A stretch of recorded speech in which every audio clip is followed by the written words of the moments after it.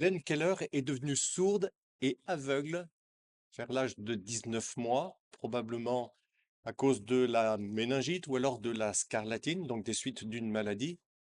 À 7 ans, sa perceptrice lui a appris à communiquer en utilisant la langue des signes tactiles.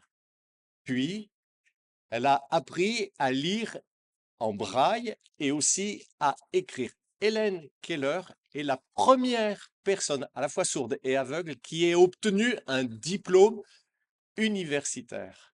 Elle croyait en Dieu et en Jésus-Christ.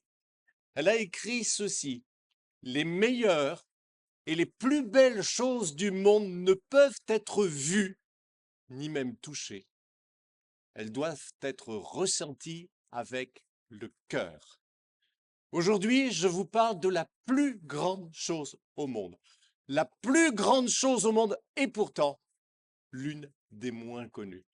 On lit ensemble, c'est dans la première lettre de Jean au chapitre 4 à partir du verset 7 jusqu'au verset 12. Bien-aimés, aimons-nous les uns les autres, car l'amour vient de Dieu. Et toute personne qui aime est née de Dieu et connaît Dieu. Celui qui n'aime pas n'a pas connu Dieu, car Dieu est amour. Voici comment l'amour de Dieu s'est manifesté envers nous. Dieu a envoyé son Fils unique dans le monde afin que nous ayons par lui la vie. Et cet amour consiste non pas dans le fait que nous avons aimé Dieu, mais dans le fait que lui nous a aimés et a envoyé son Fils comme victime expiatoire pour nos péchés. Bien-aimés, puisque Dieu nous a tant aimés, nous devons, nous aussi, nous aimer les uns les autres. Personne n'a jamais vu Dieu. Si nous nous aimons les uns les autres, Dieu demeure en nous et son amour est parfait en nous. Dans ce message, nous parlerons de la différence entre l'amour de Dieu et le nôtre. Nous verrons pourquoi l'amour humain est si fragile, mais nous verrons aussi comment nous pouvons accéder à cette dimension supérieure de l'amour divin. Mais déjà, il nous faut poser la base. L'amour vient de Dieu seul. Il prend sa source en Dieu. Il part de lui. Mon chien m'aime parce que je m'occupe de lui. Ainsi, il me rend un petit peu de ce que je fais pour lui.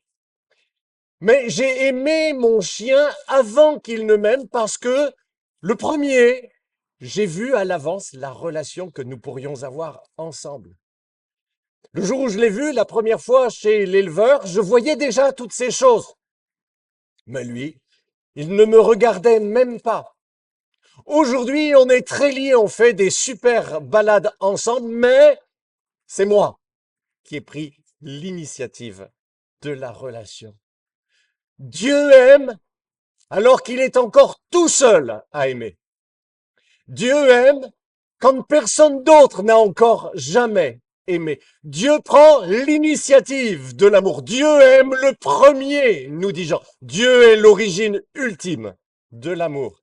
Il n'a besoin de personne, il n'a besoin de rien par lequel il aurait besoin, en quelque sorte, de refléter l'amour qui lui soit donné. Non, il en est lui-même la source parfaite.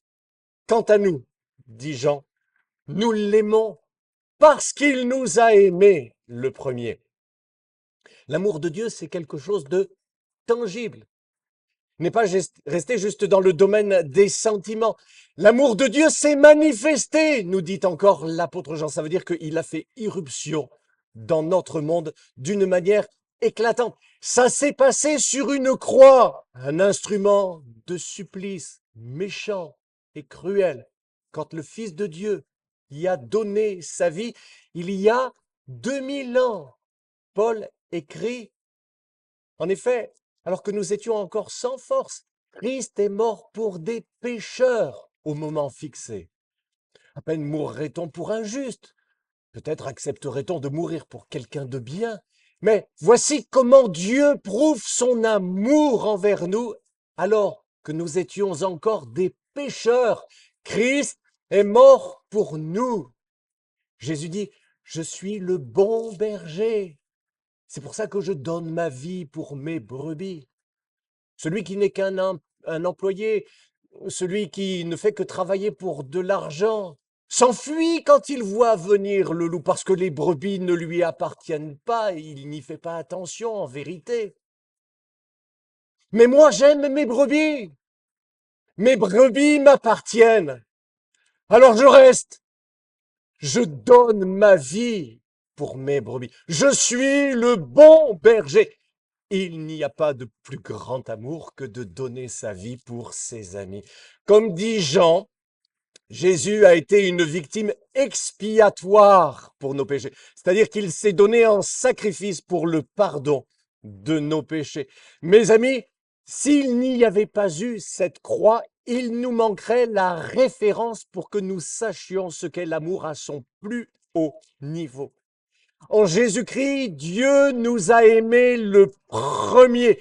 Il a aimé des gens qui ne l'aimaient pas.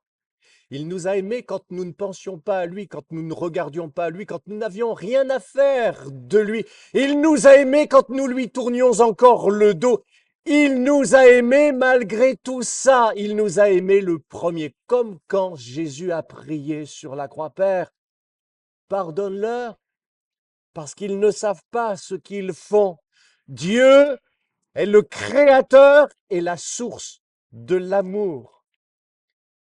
Celui qui n'aime pas n'a pas connu Dieu parce que Dieu est amour. Dieu vous aime, mes amis. Jésus vous aime. L'amour de Dieu veut vous saisir, il veut vous subjuguer, en particulier l'amour de Dieu en Jésus-Christ. L'amour de Christ vous appelle. Maintenant, vous comprenez pourquoi le véritable amour vient d'en haut et qu'il ne peut pas venir simplement du fond de notre cœur. L'amour humain, lui, est beaucoup plus fragile. Il n'est pas au même niveau, il ne pourra jamais être au même niveau que l'amour divin. Moi, par mes propres forces, j'aime quand c'est facile. J'aime ceux qui m'aiment. Quand j'ai un premier contact avec cette personne, en général, au moment du premier contact, on est toujours sympa. Sympa, ce gars. Mais quand je n'y trouve plus mon compte, quand j'estime que je suis le dindon de la farce, alors je redeviens dur. Je dis, hey, il n'y a pas écrit pigeon là-dessus. Et je me referme comme une huître. Je deviens irritable avec tout le monde, même avec ceux qui ne m'ont rien fait. Je ne suis plus sympa du tout. Ah, vous pouvez dire, en me pointant du doigt. Et ça se dit pasteur. Sauf que quand vous faites ça, il y a 3 doigts qui vous accusent. Parce que vous êtes comme moi. Notre amour humain est si bas, si fragile. Le plus grand malentendu de l'amour, c'est que nous pensons, nous croyons qu'il s'agit d'un ressenti, alors qu'en réalité, l'amour est bien plus. Il est une décision, il est un effort, il est une volonté. Au fait, comment est-ce que la Bible, la parole de Dieu, conjugue le verbe aimer? Dites-moi, Dieu a tant aimé le monde. Dieu nous aime. Pour nous, nous l'aimons car il nous a aimés le premier. L'apôtre Pierre nous dit dans sa première lettre, chapitre 1er, verset 8, Jésus-Christ, vous l'aimez sans l'avoir vu. Vous croyez en lui sans le voir encore, et vous vous réjouissez d'une joie indescriptible et glorieuse. D'accord. Maintenant, quand il s'agit d'aimer les autres, alors il faut changer de mode. On passe de l'indicatif à l'impératif. C'est ainsi que Pierre écrit un petit peu plus loin, aimez-vous donc ardemment les uns les autres d'un cœur pur. 1 Pierre, chapitre 1er, verset 22. Si c'est à l'impératif, c'est parce que nous avons besoin d'un commandement pour aimer. Et ça, c'est quelque chose que nous n'avions pas compris. Tiens, quand Paul dit, par exemple, Marie, aimez votre femme comme Christ a aimé l'Église et s'est sacrifié pour elle. C'est pas écrit, Marie, vous qui aimez votre femme comme Christ a aimé l'Église et s'est sacrifié pour elle. Non, c'est un ordre. Si c'est à l'impératif, c'est qu'on a besoin d'un commandement pour aimer. C'est ainsi que Jean nous dit, Bien-aimés, aimons-nous les uns les autres, comme nous l'avons lu au début du message, et qu'il ajoute au verset 21, or, voici le commandement que nous avons reçu de lui. Celui qui aime Dieu doit aussi aimer son frère. Ça veut dire qu'aimer les autres n'est pas quelque chose de spontané. Aimer est un commandement.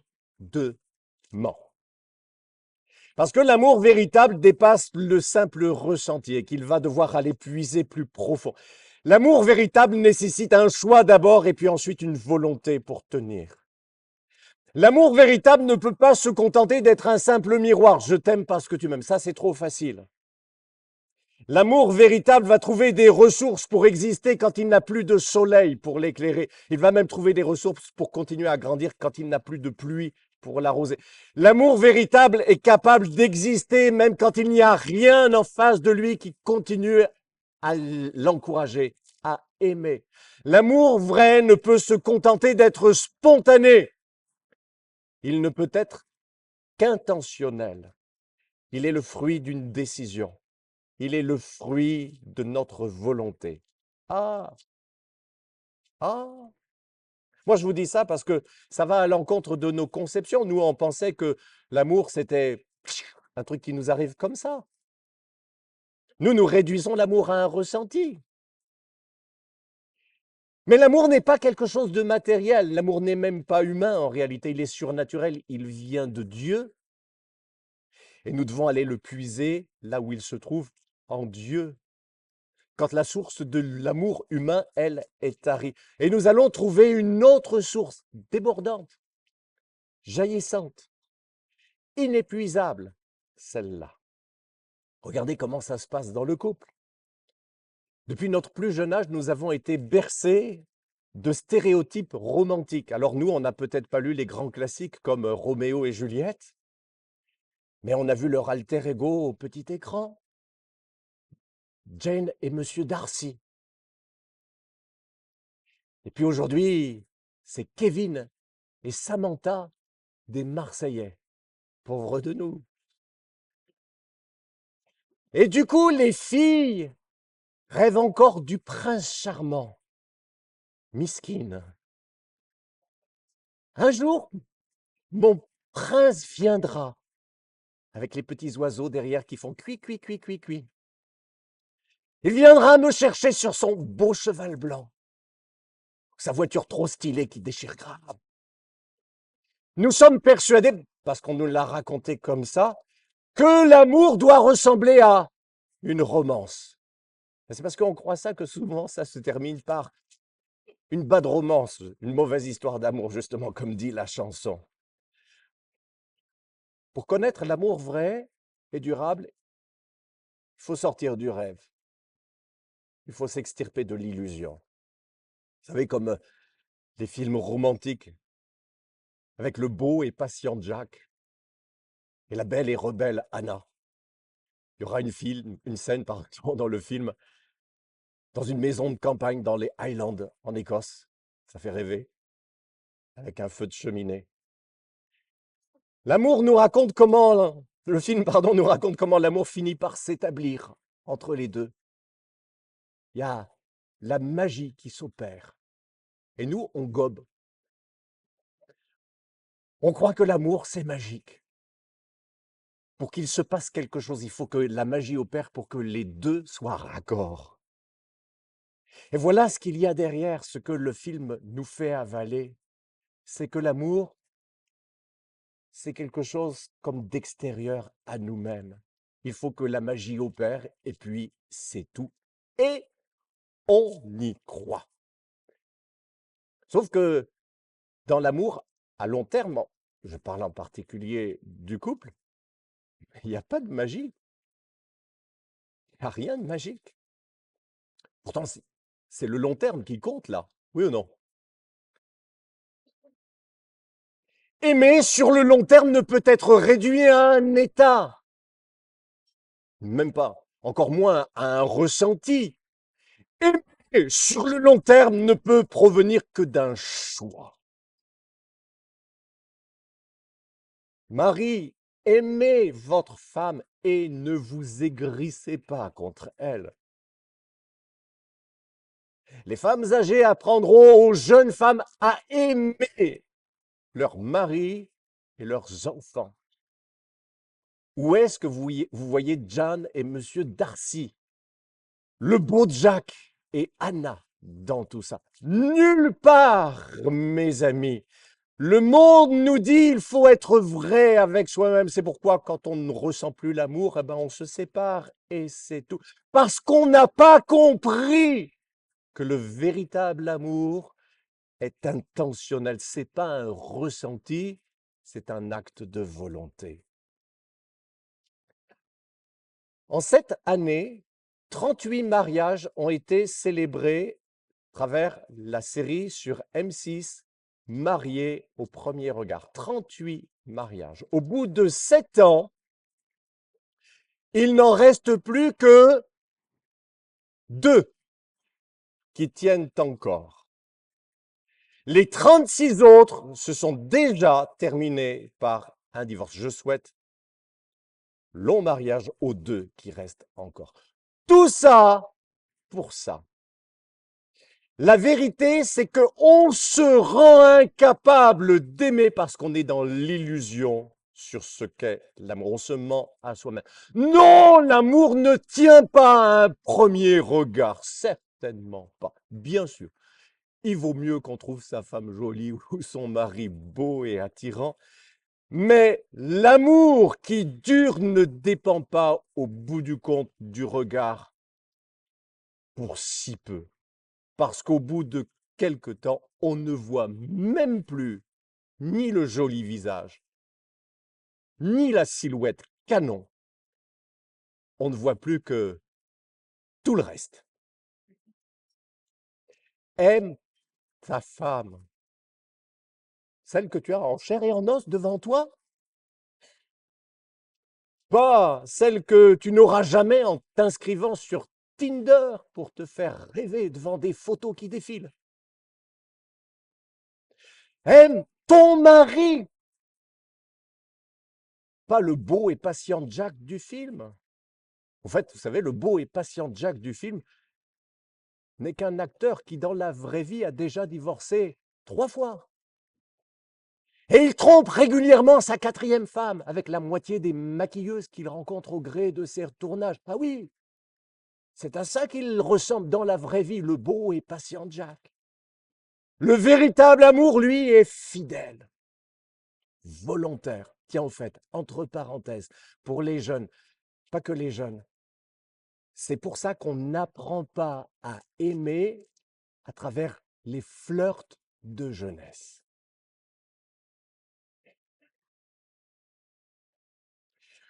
Alors comment est-ce qu'on apprend l'amour divin? On l'apprend chez son auteur. 1 Corinthiens chapitre 12, verset 31 jusqu'au chapitre 13, verset 13.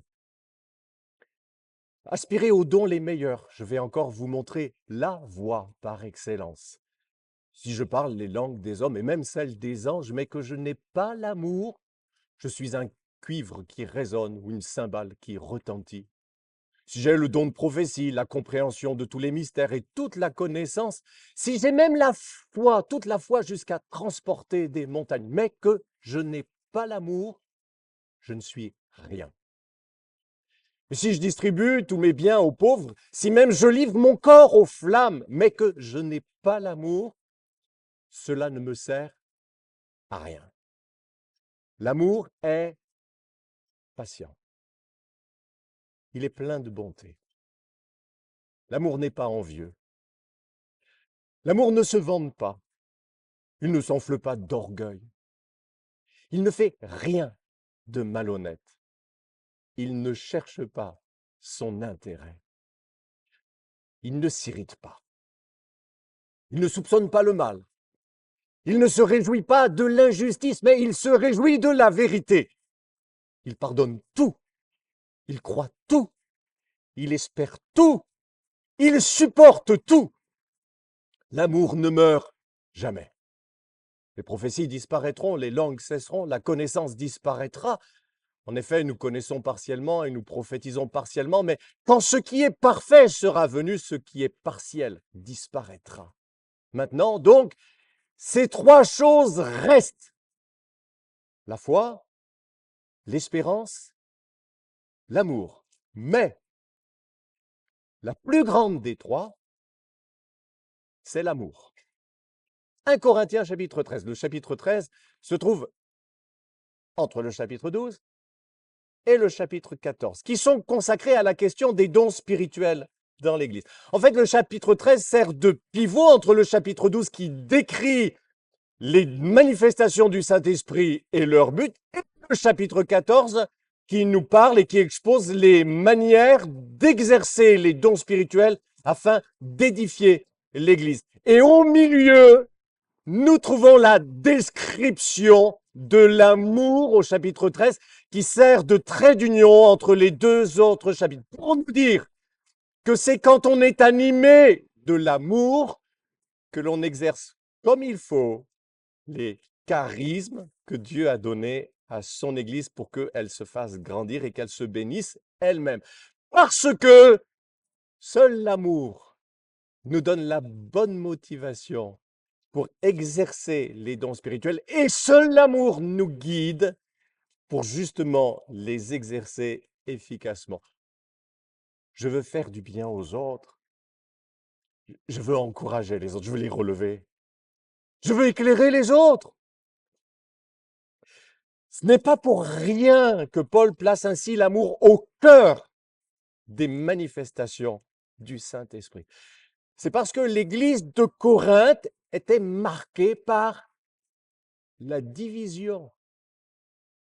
Les uns disaient, je suis de tel prédicateur, de Paul. Et les autres répondaient, et nous, nous sommes d'Apollos. Ou encore, nous sommes de Pierre. Quand venait le moment de la commémoration du sacrifice de Jésus, la scène, au cours d'un repas dit fraternel, les riches de l'Église se gavaient. Ils se remplissaient littéralement la panse. Certains étaient même saouls. Pendant qu'à côté d'eux, les pauvres de l'Église, certains étaient des esclaves, des serviteurs, des domestiques dans les maisons de leurs maîtres.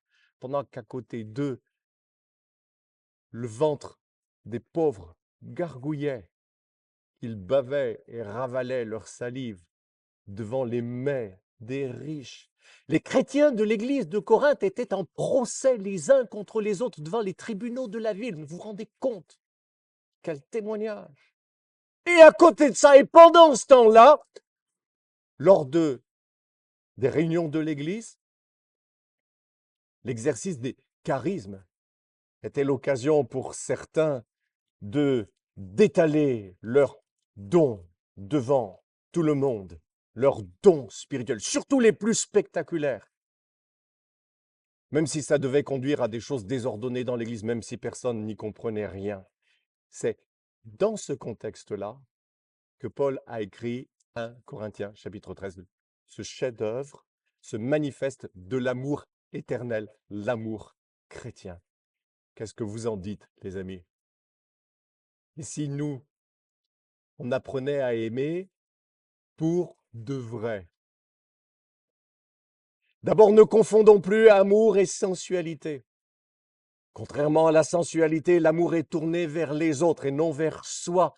Cet amour-là va bien sûr à l'encontre de notre égoïsme naturel, notre tendance humaine. Et c'est seulement quand nous allons le trouver en Dieu que nous allons pouvoir aimer véritablement, c'est-à-dire aimer sans trop attendre en retour. Pour y arriver, nous devons intégrer toutes les facettes de ce diamant qu'est l'amour divin, décrit dans 1 Corinthiens chapitre 13, versets 4 à 8. L'amour est patient. Il sait attendre. Son cœur est largement ouvert aux autres. Il n'exige pas sans arrêt des réponses sur le champ. Il laisse l'autre avancer à son rythme, sans manipulation, sans pression. L'amour est plein de bonté. Son cœur est largement ouvert aux autres. Il est serviable, rempli de bienveillance. Il cherche à être constructif. L'amour se plaît à faire du bien aux autres. L'amour n'est pas envieux. L'amour vrai n'est pas possessif. Il ne cherche pas à accaparer. Il est libre de toute envie. Il ne connaît pas de jalousie maladive. L'amour ne se vante pas. Il ne s'enfle pas d'orgueil. Lorsqu'on aime, on ne cherche pas à se faire valoir. On n'agit pas de manière présomptueuse. Celui qui s'étale, s'enfle d'orgueil, n'est pas inspiré par l'amour. Oublions les attitudes fières et vaniteuses en tombant le torse, ou alors en redressant la tête. On ne se pavane pas quand on est animé par l'amour. On ne se donne pas soi-même tous les bons points comme Monsieur je sais tout. Pas d'arrogance, pas de prétention, pas d'autosatisfaction mal placée dans nos attitudes. L'amour ne fait rien de malhonnête. Aimer, c'est agir avec droiture et tact. L'amour évite ce qui choque, ce qui blesse, ce qui scandalise. L'amour n'est pas dédaigneux. Celui qui aime ne saurait agir à la légère. Il évite ce qui est dégradant ou simplement ce qui est inconvenant. L'amour ne cherche pas son intérêt. Aimer, c'est ne pas penser d'abord à soi, chercher son propre avantage, insister sur ses droits. L'amour n'est pas irritable. Il ne s'aigrit pas contre les autres. Il n'est pas susceptible. Ça nous parle. On n'est qu'à la moitié. Mais déjà. L'amour ne soupçonne pas le mal. Par principe, on supposera la sincérité chez les autres. On n'est pas sans cesse à imaginer le pire dans leurs motivations, dans leurs actes. On ne fait pas de procès d'intention. On est toujours prêt à croire le meilleur. En fait, c'est ça qu'on préfère. Ce qu'on voudrait, ce qu'on veut, mais c'est donner le point à celui ou à celle qui est en face de nous. C'est ça qui nous fait plaisir. L'amour ne se réjouit pas de l'injustice, mais il se réjouit de la vérité. Découvrir une injustice, voir commettre le mal ne fait pas plaisir à celui qui aime. Au contraire, il se place du côté de la vérité et il se réjouit lorsque la vérité éclate et triomphe. L'amour pardonne tout. Il croit tout. Il espère tout. Il supporte tout. Si on subit des torts, on n'en garde pas rancune parce que l'amour couvre toutes les fautes. L'amour souffre. L'amour endure. Il passe par-dessus les imperfections, les méfaits des autres. Aimer, c'est faire confiance à l'autre et attendre encore le meilleur de lui pour la suite. Aimer, c'est espérer sans faiblir, sans jamais abandonner. C'est savoir tout porter, tout surmonter. Mes amis, seul Jésus-Christ qui vit en nous peut nous aider à atteindre ce niveau de l'amour de Dieu, les standards de l'amour divin. Mais, oh, ça vaut la peine, parce que l'amour ne meurt jamais. Sur la terre, tout ce qui vit est destiné à mourir. Nous prenons des rides, nos cheveux tombent. Un jour, ce sont même nos dents qui tombent. Et bientôt, nous ne sommes plus là. Le monde continue sans nous. Les plus belles fleurs se flétrissent et fanent. Même les plus beaux bâtiments se dégradent toujours avec le temps. Les inventions les plus géniales sont dépassées et les philosophies d'aujourd'hui seront rejetées le siècle prochain, s'il y aura un siècle prochain. Mais l'amour, lui, ne meurt jamais. Son œuvre subsistera, restera comme un monument éternel. Une réalisation impérissable, inaltérable, qui ne prendra jamais aucune ride, qui ne s'usera pas, qui ne se flétrira jamais.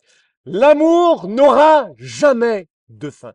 Et celui qui aime demeurera avec l'amour en Dieu pour l'éternité. Oui, la plus grande chose au monde, c'est l'amour. Tiens, la Bible nous dit ceci, que le premier aspect du fruit de l'esprit dans nos vies, c'est l'amour. Le fruit de l'esprit, tiens. Un arbre n'a pas à se démener pour porter du fruit. Il ne se contracte pas lui-même pour faire sortir le fruit à travers ses propres efforts. Non, il a juste à plonger ses racines dans le sol, à ouvrir ses feuilles à la lumière. C'est tout. Et la sève monte, passe à travers son tronc, ses branches et produit le fruit par quelque chose qui est comme un miracle extraordinaire et qui se renouvelle tous les jours. Plus nous serons unis à Jésus-Christ et à son amour, plus l'Esprit Saint produira en nous cette dimension supérieure de l'amour divin à travers nous. Nous avons été heureux de vous proposer ce message.